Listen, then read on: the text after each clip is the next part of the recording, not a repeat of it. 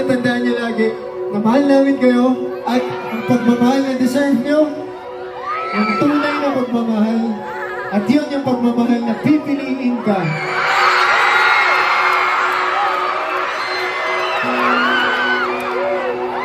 Araw! Araw!